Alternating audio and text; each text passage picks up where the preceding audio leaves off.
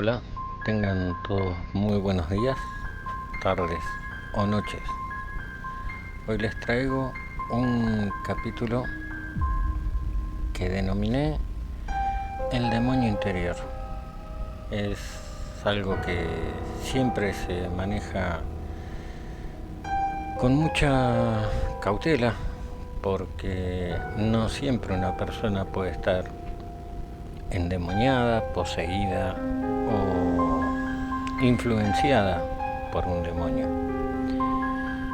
Siempre se tiene la idea de que las posesiones, si bien son ciertas, tienen que cumplir un proceso. Tiene que haber una influencia demoníaca, tiene que haber ciertos pasos que la Iglesia contempla como una posesión verdadera. Entonces, una persona tiene que cumplir determinados requisitos para poder, ¿cómo se puede decir? Para poder decir que está bajo la influencia de un demonio o poseída por un demonio. Y no siempre es el caso. Hay muchas posesiones que a veces en determinadas iglesias, no todas son católicas, otras pueden ser de otras religiones,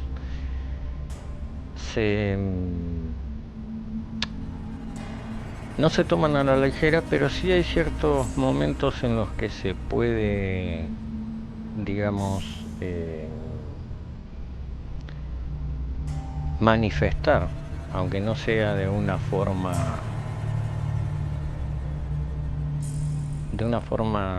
del 100%, sí puede haber pequeñas manifestaciones, pequeños indicios que puede decir que una persona esté endemoniada o esté bajo la influencia de un demonio.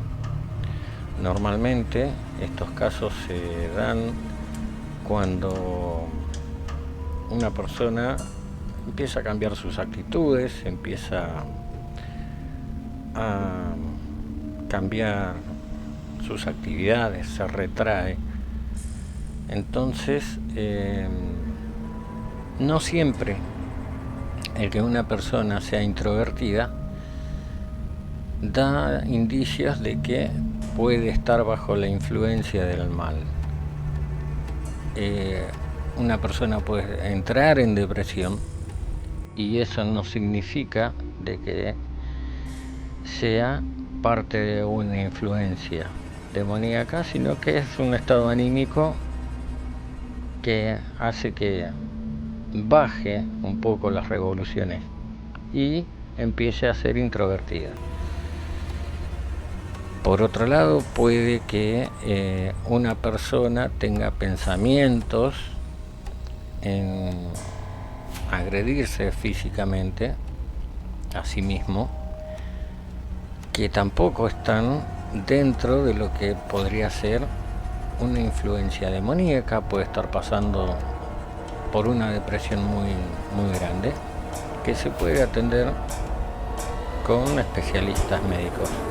Trastorno de identidad, o también se llama esquizofrenia. Entonces, no siempre una persona está bajo una influencia demoníaca. Una influencia demoníaca pasa por otro lado, y tengo que traer a colación un versículo en la Biblia donde Jesús le habla a la multitud. Y Jesús dijo: escúchenme todos y entiendan esto. Nada de lo que viene del exterior puede contaminar a una persona. Más bien, lo que sale del interior es lo que contamina a una persona. ¿Qué quiere decir con esto? Que nada de lo que una persona ingiera como alimento o beba puede contaminar el interior de una persona, haciéndola, en este caso malvada, alimentando un mal interior que puede desarrollar una persona. Por otro lado, dice que todo el mal que una persona tiene en su interior está alimentado por los malos pensamientos del corazón. También malos pensamientos en la mente, ¿no? Obviamente. Quiere decir que la avaricia, la codicia, la mentira, el adulterio y todos los pecados carnales son parte de una influencia demoníaca. ¿Por qué? Porque él, cuando estuvo con sus discípulos a decir esto, se mete en la casa y los discípulos por detrás le preguntan ¿a qué hacía referencia con esa comparación? Entonces él agarra y dice: ¿tampoco ustedes pueden entender lo que dije? Jesús le dice a los discípulos: ¿no se dan cuenta que nada de lo que entre de afuera puede contaminar a una persona? Porque no entra en su corazón, sino en su estómago, y después va a dar a la latrina. Con esto Jesús declaraba limpio todos los alimentos. Luego añadió: lo que sale de la persona es lo que la contamina, porque dentro de su corazón humano salen los malos pensamientos, la inmoralidad sexual, los robos, los homicidios, adulterios. Entonces, ¿qué quiere decir con esto? Que todo lo malo que una persona puede expresar desde su corazón es lo que la contamina. Entonces, esto trae a colación la historia que traigo hoy. La historia trata de un matrimonio donde una chica conoce a su novio, pero esa chica, en el pasado, cuando era una niña, era como dejada de lado por su familia, era como menospreciada, era como excluida del núcleo familiar, solo por ser la más chica, por ahí, la intermedia, la más chica, la anteúltima. ¿Por qué? Porque la más chica era la que se llevaba toda la atención hasta el día que nace. Entonces es como que se siente menospreciada por el grupo familiar. Y así pasa hasta su adolescencia, ese maltrato, esa forma de tratar a tu hijo cuando otro viene en camino. Sos más de darle más importancia tal vez al que viene en camino, al más chico, al que va a necesitar más cuidados. Hace que descuides un poco también a tus otros hijos. Inconscientemente, no es que sea algo consciente, porque uno como padre o como madre trata de darle la misma atención a todos los chicos, pero cuando van creciendo y cuando se van independizando,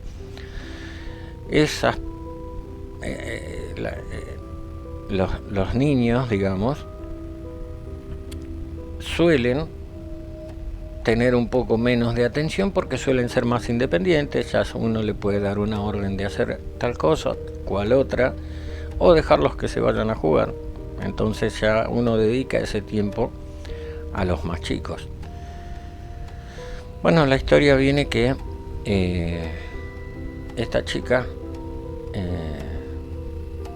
Laura, la vamos a nombrar, se va de su pueblo a los 17 años, acá a otra provincia, a una capital. Consigue un trabajo. Ese trabajo era de empleada de limpieza, turno completo, o sea que vivía con la familia, que hacía las tareas domésticas. Y tenía un día, como toda empleada doméstica, en el que tiene su día libre para poder hacer lo que quiera, distraerse, salir a bailar, salir con amigos, quizás si tienen familiares, ir a visitar a los familiares. En uno de esos días que ella sale a bailar y conoce a Juan. Juan era un muchacho que trabajaba, que también venía de otra provincia, a la capital del país, y también era una persona que tuvo un pasado bastante complicado en su niñez, falta de recursos económicos, también era como un poco dejado de lado de la familia, era como la oveja negra, era el rebelde. Y cansado de esa situación familiar agarra y también se va a la capital. Y también tenía su trabajo, en el cual le permitía los fines de semana salir de parranda, como se dice, de joda, acá en Argentina.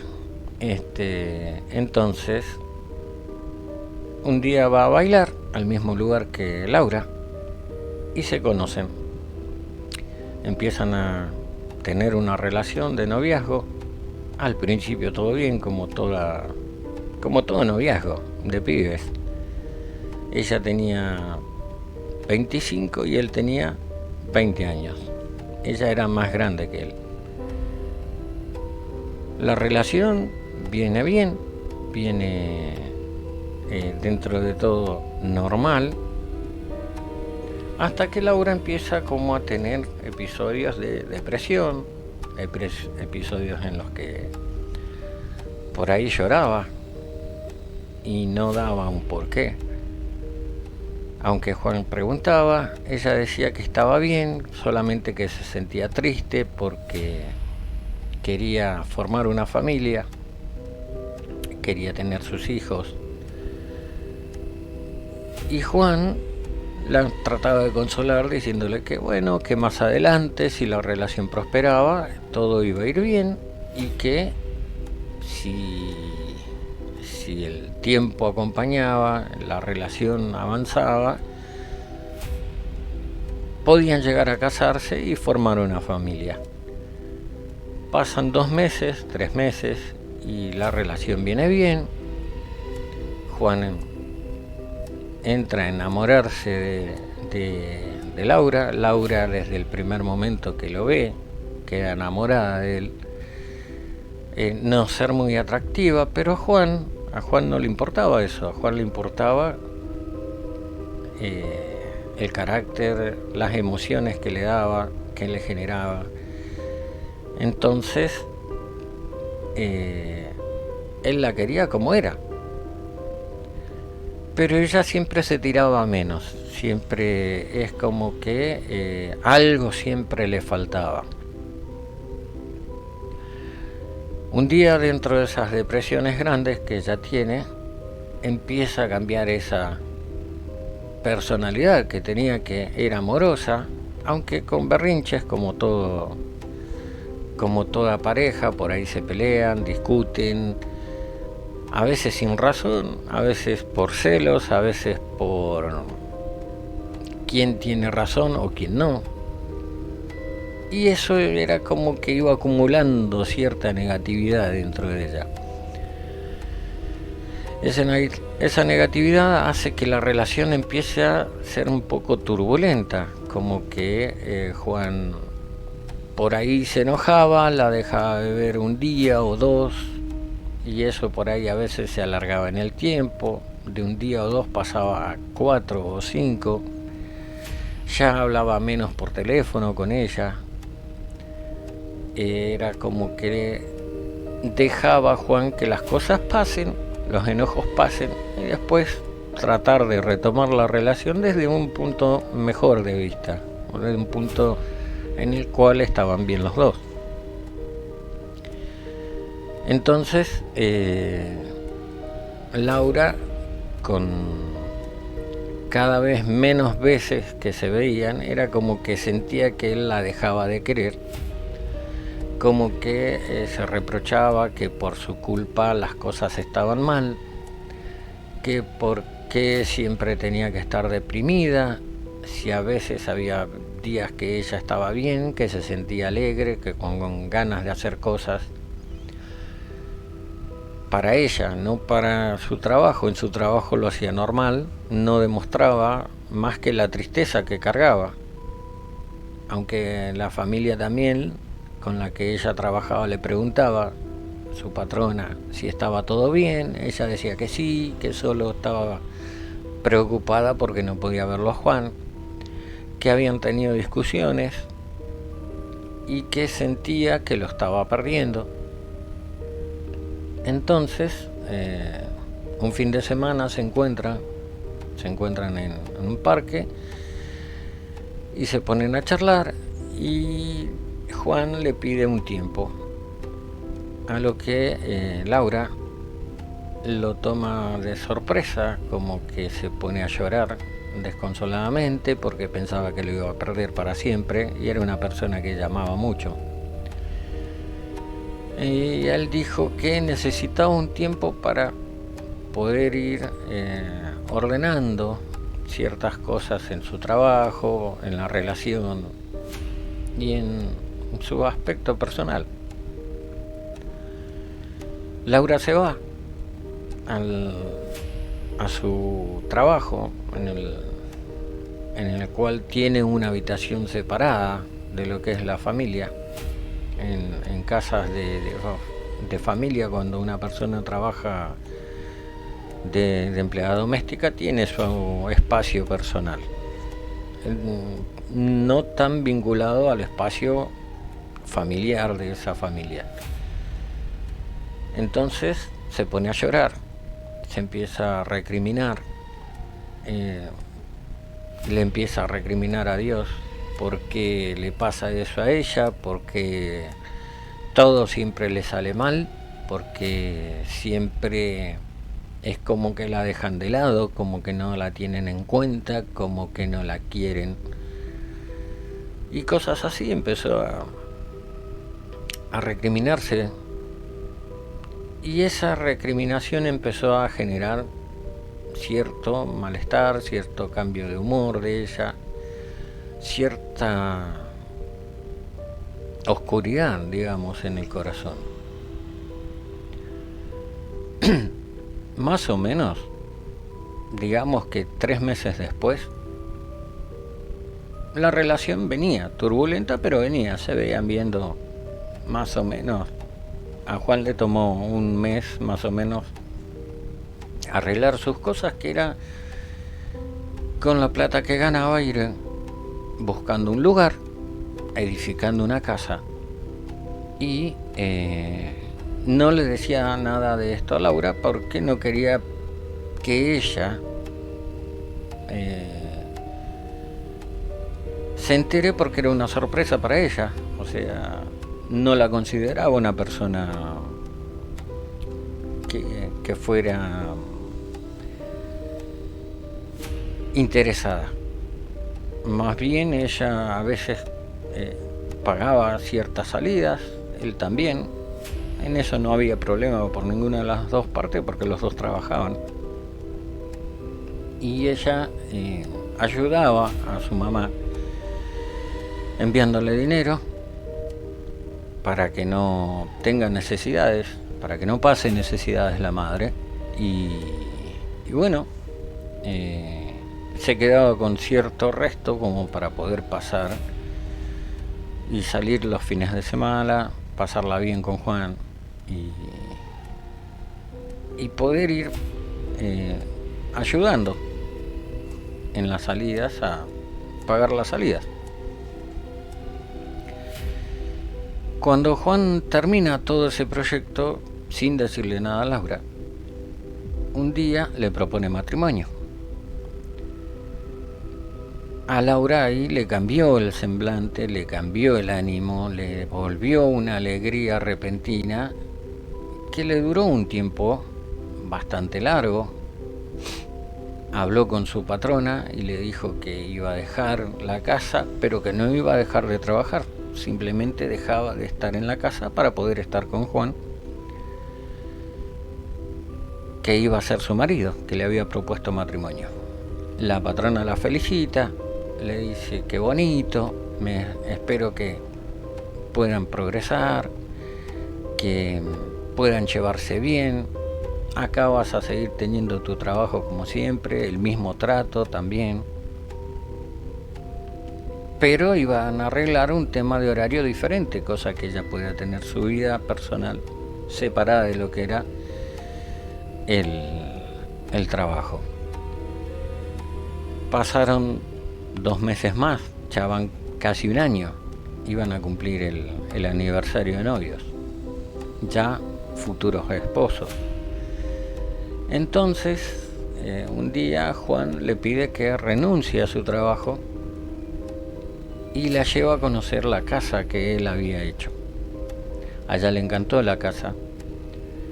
Era en un barrio alejado, en provincia, pero que no le quedaba muy lejos de su trabajo.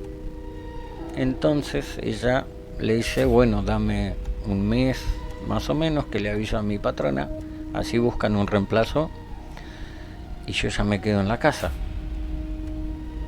Pasó el tiempo, consiguieron el reemplazo a Laura, ella renunció a su trabajo, con su patrona siempre todo bien, contenta por poder empezar a tener una vida familiar como siempre soñó.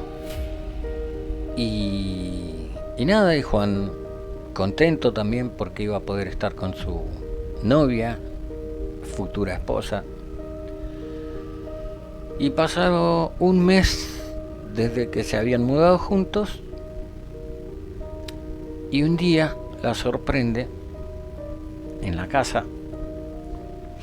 Llega temprano del trabajo Juan, entonces ella estaba haciendo la comida tranquila y se sorprende que ella que Juan había venido temprano y le preguntó, ¿pasó algo? ¿Estás bien? ¿En tu trabajo está todo bien? Sí, no pasa nada, hoy salí temprano porque quería darte una sorpresa. Entonces Laura, sorprendida, le dice, ¿qué sorpresa? Le dice, hoy pedí el día en el trabajo y me fui a un registro civil y saqué turno para que nos casemos. Parece mentira, pero justo un 27 de octubre se casó.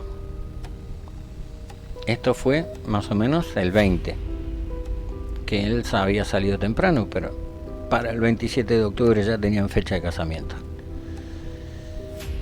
Juan invita a su familia, muchos no pudieron asistir, solamente un hermano y un amigo salieron de testigos del casamiento. Y Laura, que justo había tenido la visita de una hermana, que estaba casada, le pidió a la hermana para que salga de testigo en el casamiento. La hermana es mucho mayor que ella, que Laura. Tenía una vida independiente, casi no se veían con Laura. Esporádicamente la visitaban. Y nada, se casaron. Salieron del registro civil, comieron algo entre amistades y familia. Se despiden y ahí empieza el matrimonio de Laura y Juan. Al principio todo bien, como toda pareja. Disfrutaban de su intimidad, salidas juntos, caminatas. Laura ya tenía más tiempo para Juan. Juan se dedicaba a ir a su trabajo y de su trabajo a su casa. No era una persona que tuviera vicios. Y todo venía bien hasta que Laura empieza a tener otra vez episodios de depresión. En esos episodios de depresión, Laura ya era un poquito más rebelde, ya no era tan dócil como antes. Entonces empezó a tener más discusiones con Juan, se enojaba por cosas sin sentido y ahí empezaba un poco todo el tema de la manifestación, porque no era una cuestión médica, no era una esquizofrenia, no era un cambio de personalidad. Laura por ahí se sentaba en la noche y se quedaba en la cama mirando un punto fijo. Por ahí tenía pesadillas y Juan la calmaba abrazándola, y en la mañana cuando se levantaba le preguntaba si estaba bien, si le pasaba algo, y ella decía que sí, que estaba todo normal. Le dice, pero anoche estabas gritando y no sé por qué, y te despertaste asustada. Y ella dice que no recordaba nada, que le pareció extraño que le dijera eso porque no recordaba haber tenido una pesadilla, haber tenido grandes sustos en la noche. Juan lo deja pasar, como que bueno, habrá soñado algo que la perturbó y nada más.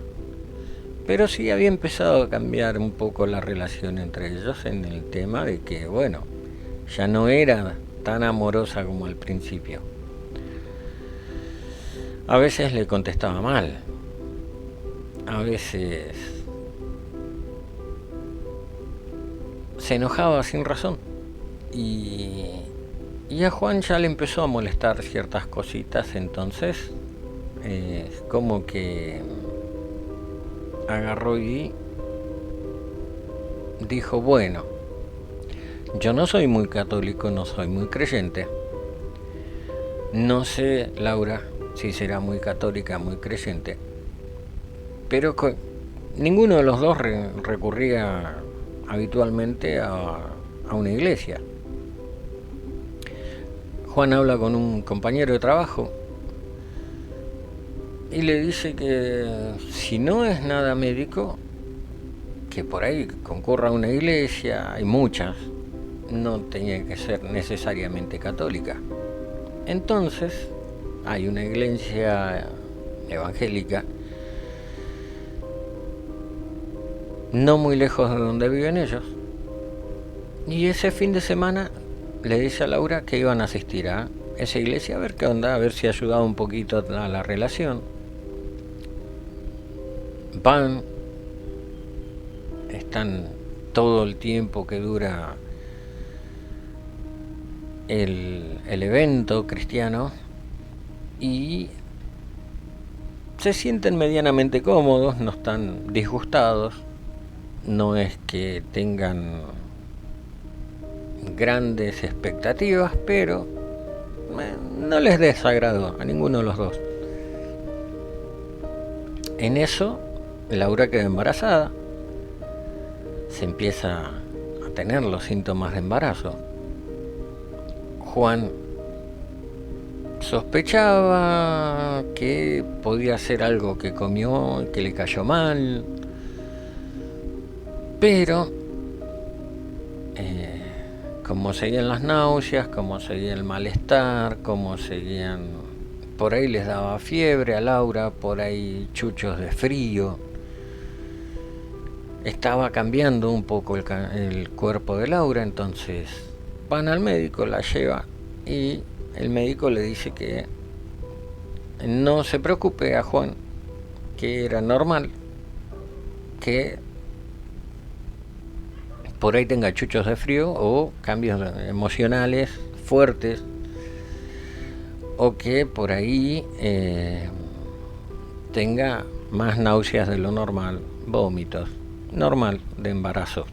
Cuando dijo embarazo, él la miró a ella se puso contento, la abrazó, la besó. Hasta ahí venía todo bien. Laura se da por enterada de que estaba embarazada. Obviamente, no sabía de los malestares porque nunca había sido madre antes, entonces era normal que esté desorientada con lo que le pasaba. Así todo, la experiencia de ser mamá no le quitaba por ahí esas malas contestaciones, el enojarse de la nada. Y en un momento dentro de la depresión que tenía, que no la medicaron justamente porque ahora está embarazada y esos medicamentos son fuertes, entonces pueden, en ese tiempo podían llegar a poner en riesgo el embarazo. Entonces siguieron asistiendo a la iglesia y había unos viernes que se llamaban viernes de liberación, en los cuales ellos veían, sin creer, o no muy crédulos de lo que veían, las manifestaciones en otras personas y lo tomaban como estaba todo arreglado. Son personas que están o forman parte del espectáculo porque eran al azar, eran elegidas al azar y no era algo en lo que ellos creyeran. Sin embargo, un día, justo un viernes, ellos prueban ir adelante con el pastor. El pastor lo agarra a Juan, le dice todas las palabras que se dicen en esos eventos de liberación, y Juan solo atinó a tener alegría, una emoción radiante de alegría que lo hace llorar, y no más que eso. Cuando decían manifiéstate, el pastor decía manifiéstate, sal de ahí, Juan, no pasó nada. Entonces el pastor le dijo, bueno, vaya para allá y espere. En eso atrás estaba Laura. Laura, cuando empiezan con el ritual, igual que con Juan, empieza a tener contorsiones, empieza a tener cambios de voz y agarra, el pastor sorprendido empezó a intensificar ¿cómo es que se llama? Tiene un nombre. Empieza como a retar al demonio. Laura cada vez se contorsionaba más, la voz era más fuerte, más acentuada, una voz gastada, ronca. Y Juan, que no lo podía creer, Juan lo veía y no le parecía real. Juan lo veía y parecía que era todo ficción. Así todo estaba expectante y aunque el pastor dijo que nadie abra los ojos porque eso puede pasar a cualquier persona que esté vulnerable, él no hizo caso y no cerró los ojos. Él estaba intrigado en ver qué pasaba, por qué su esposa reaccionaba así. Siguió contemplando y el pastor cada vez enfrentaba más al demonio. Lo reprendía, esa era la palabra que no me salía. Al reprenderlo y preguntar el nombre, el demonio se reía. El demonio le decía al pastor que no tenía autoridad sobre él. Le dijo al pastor que ella era de él, que le pertenecía. Y el pastor, sin perder la fe, agarra y le dice, ella es hija de Dios, ella no te pertenece y tienes que salir de ese cuerpo porque no es tuyo. En otras palabras un poco más fuertes, pero yo estoy minimizando un poco el episodio como para que no sea algo que después pueda decir, lamentar, ¿no? Entonces, ¿qué pasa? Laura sigue contorsionándose en el piso, arrodillada como si estuviera encadenada, con sus manos atrás. Se bamboleaba para un lado, para el otro, iba, venía, levantaba un poco la cara, maldecía al pastor. Entonces el pastor empieza a preguntarle el nombre y el demonio se reía. No te lo voy a decir, le decía, no lo vas a saber nunca. El pastor, invocando a Dios, a los ángeles y a Jesucristo, reprendía al demonio y ya iban como 10-15 minutos que estaban en esa situación de tire y afloje.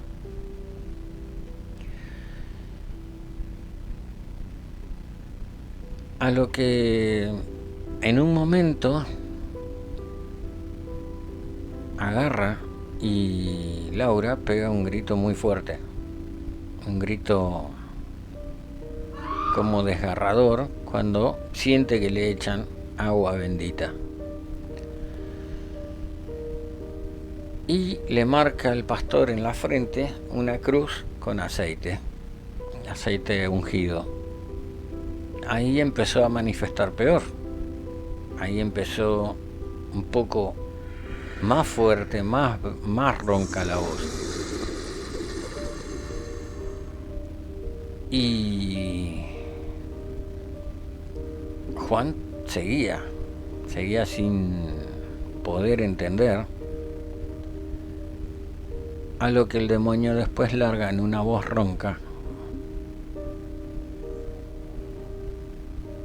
esas palabras: nadie te puede salvar. Entonces, en un momento, vienen 2 asistentes más del pastor, agarran a Laura de los brazos porque ya era inmanejable, ya empezaba a tener más fuerza el demonio que estaba por dentro. Siguen reprendiéndolo, siguen echándole agua bendita. No llega a un punto de exorcismo, sino a un punto de revelación de quién o qué era lo que estaba ocupando el interior de Laura. En un momento, cuando empiezan los ayudantes del pastor a dar una alabanza, el pastor pide que toda la gente que estaba ahí también empiece a dar su alabanza. Es como que el demonio empieza a perder fuerza, empieza como a gruñir, empieza a maldecir a todos los que estaban ahí, incluso a Juan. Le dijo que ella era de él, del demonio, que él nunca iba a poder tener a su hijo, que todo lo que tratara de hacer para hacerla feliz nunca iba a funcionar, que ella tenía que ser infeliz, no tenía que tener una vida digna, porque él no se lo iba a permitir. Con todo esto agarra el pastor, empieza a redoblar el tema de las alabanzas y le pregunta cuál era su nombre, hasta que ya el ambiente se pone un poco denso, un poco pesado, cargado. Y en una de esas, Laura levanta la cabeza con una expresión desfigurada, con una expresión de odio, donde le dice al pastor: soy Legión. Cuando dice eso, dice: me llamo Legión porque somos muchos. Y Legión, en la parte de la Biblia, es un demonio que se caracteriza por manifestar muchas o múltiples personalidades en una persona. A todo esto el pastor, porque no era católico, era evangélico, el pastor empieza ya a decir otras palabras en otro idioma que nadie de ahí entendía, que vendría a ser como un exorcismo. Entonces el padre, y sigo con lo del padre, el pastor empezó a reprender peor al demonio.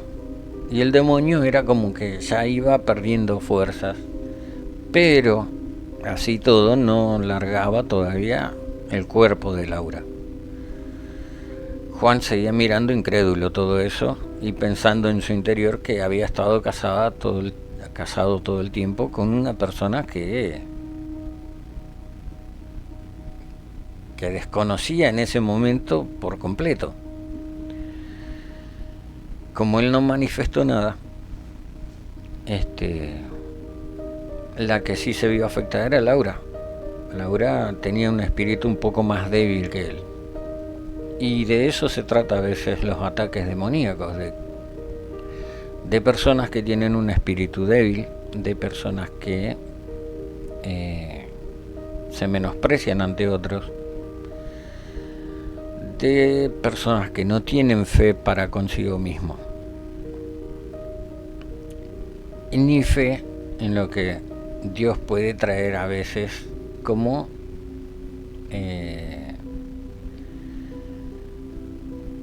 bonanza, digamos, no me sale en este momento la palabra justa, pero ya me va a salir. En esto todo en este tiempo, digamos, habían pasado como 25-30 minutos de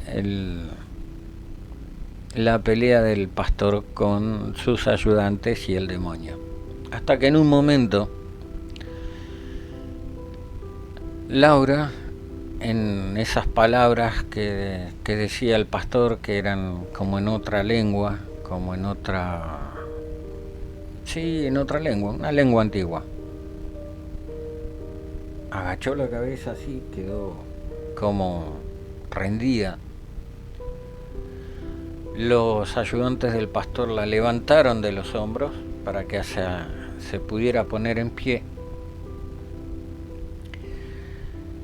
Y el pastor agarró la cabeza de Laura y la tiró así para atrás, como diciéndole al demonio que abandone ya el cuerpo, que la deje en paz, que la deje hacer su vida, y que Dios iba a protegerla porque era una hija de Dios, como lo somos cualquier persona de este planeta.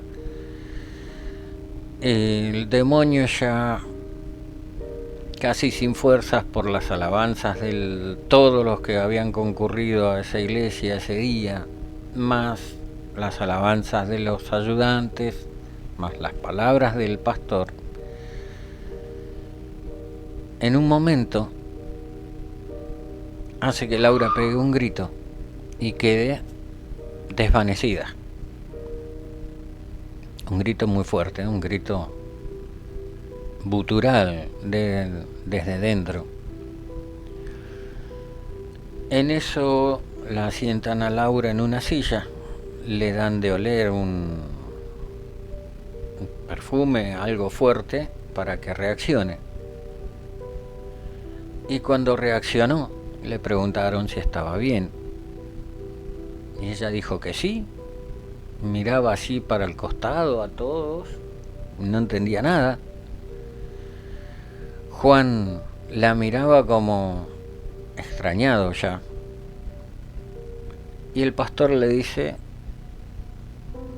vayan a la fila y espérenme que cuando termine el día hoy, acá cuando termine de dar el sermón en la iglesia, quiero hablar con ustedes dos. Bueno, vuelven a su lugar, Laura aturdida, Juan la abrazaba y la ayudaba a caminar, porque seguía un poco débil. Van a la fila, se sientan en las sillas. Uno de los ayudantes le lleva agua. Toma agua, Laura, va recuperándose. Y cuando a la hora más o menos, hora y media, termina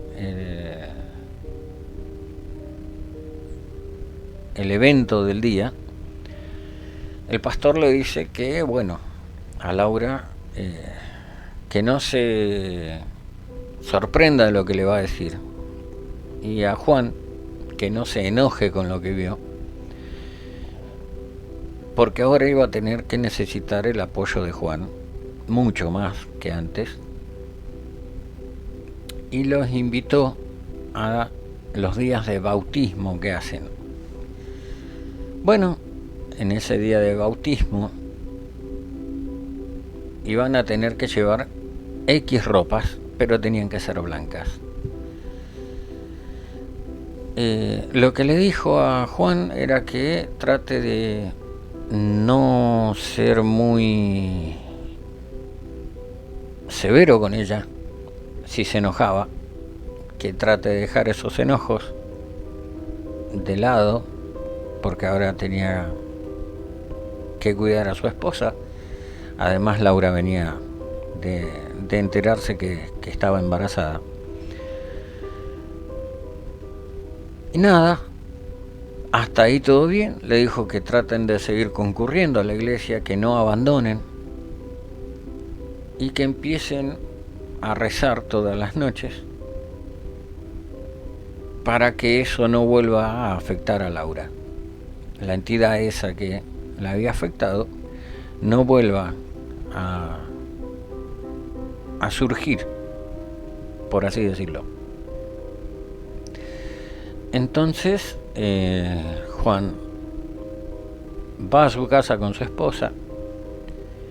Laura lo mira y lo ve que está raro, como que venía procesando algo que no entendía qué, porque ella estaba ajena a todo lo que pasó. Era como que estaba a un costado en ese momento. ¿Qué es lo que tiene todo demonio? Como desplazar a la persona y poseer ese cuerpo y todo lo que ese cuerpo puede hacer. Más que nada en las noches, porque durante el día es rara vez que se ve algo así.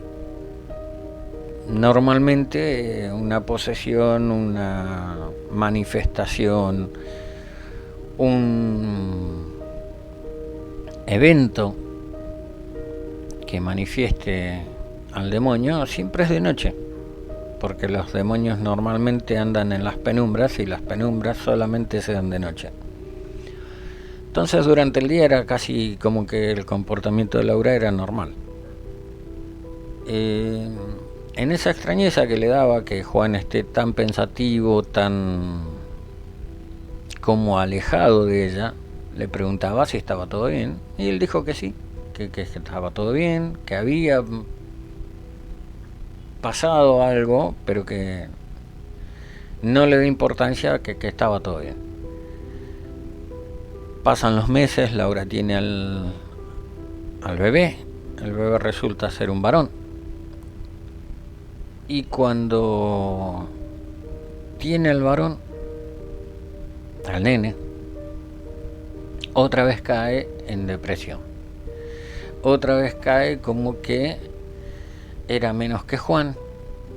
Otra vez cae como que no se sentía querida por Juan, como que Juan ahora se pasaba todo el tiempo con el bebé, como que se sintió desplazada. Pero era su forma de ver las cosas. Juan no la dejaba de lado. Juan la quería como también quería a su hijo. Pero sí era cierto que Juan pasaba un poquito más de tiempo con el bebé que con ella. O sea, como que le daba orgullo estar con su hijo y un poquito la dejaba de lado. En ese momento que estaba con el bebé, la dejaba de lado a Laura. Entonces Laura volvió a tener esas recaídas y Laura empezó otra vez a manifestar mal humor, empezó a tener contestaciones raras, empezó a tener contestaciones de que tanto te gusta el bebé, quédate con el bebé y yo me voy. Hasta que en un punto, por más que haya tenido el bautismo, el bautismo de las aguas que habían hecho, con esas ropas blancas, así todo es como que recayó Laura y tuvo otra vez ese brote. Finalizando un poco la historia para no hacerla muy larga, el bebé cumple 1 año, ya caminaba. Laura cada vez estaba peor, cada vez contestaba peor, cada vez estaba un poco más rebelde que antes. Entonces Juan otra vez acude con el bebé, con el nene que ya tenía 1 año, acude con ella a la iglesia y el pastor otra vez le dijo que sí, que era normal, que podía tener una recaída, que era una persona que perdía muy rápido la fe. Entonces, en ese momento no manifestó nada y le dijo que sigan participando de la iglesia. Laura un día se despierta en la noche, lo ve a Juan que está abrazado con el bebé, como que ella no podía disfrutar de los abrazos que antes Juan le daba. Entonces empezó a malhumorarse, empezó a maldecir a Juan, a maldecir al bebé. Y sin que Juan se dé cuenta, salió de la casa totalmente enfurecida, totalmente cegada por lo que vio, por el tema de que Juan esté abrazando al bebé, que era una forma de poder tenerlo al bebé, sentirlo, de que no se caiga de una cama. Hay que tener cuidado siempre con eso, de que un bebé no se caiga de la cama, que no pase a mayores, que no tenga lesiones que pasen a mayores. También es cierto que a veces uno dormido puede aplastar al bebé y llegar a consecuencias peores. Entonces Laura sale de la casa una noche sin luna, salió a caminar, a despejarse un poco ese momento que vio a Juan abrazando al bebé, como que no se sentía tan querida como antes ella. Y cruzando la calle no vio venir un auto y el auto la atropella. Ella, ensimismada en los pensamientos, el auto venía rápido, se distrae el conductor con algo del auto, supongo que poniendo música, algo por el estilo, y no vio cruzar a Laura, y solo sintió el conductor el golpe. Ese golpe que tiene todo auto cuando atropella algo con mucha fuerza. Bueno, Juan se despierta por el ruido de una frenada, o sea, frenada después de haber atropellado el auto a Laura. Mira hacia todos lados, Laura no estaba. La empieza a buscar por la casa con el bebé en brazos y Laura no estaba. Y ve la puerta de salida de la calle entreabierta, o sea, no cerrada del todo, pero sí arrimada lo suficiente. Entonces pensó que estaría afuera, sentada quizás. Sale, le pone una manta al bebé, sale de la casa, mira hacia todos lados y no la ve. Llama a la policía, denuncia que no encontraba a su mujer, que estaba durmiendo con su bebé, que no sintió cuando se despertó,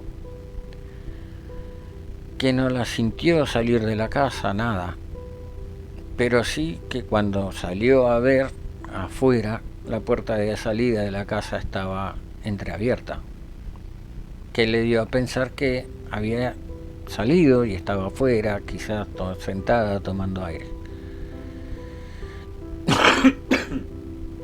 En ese momento la policía empieza a dar búsqueda de paradero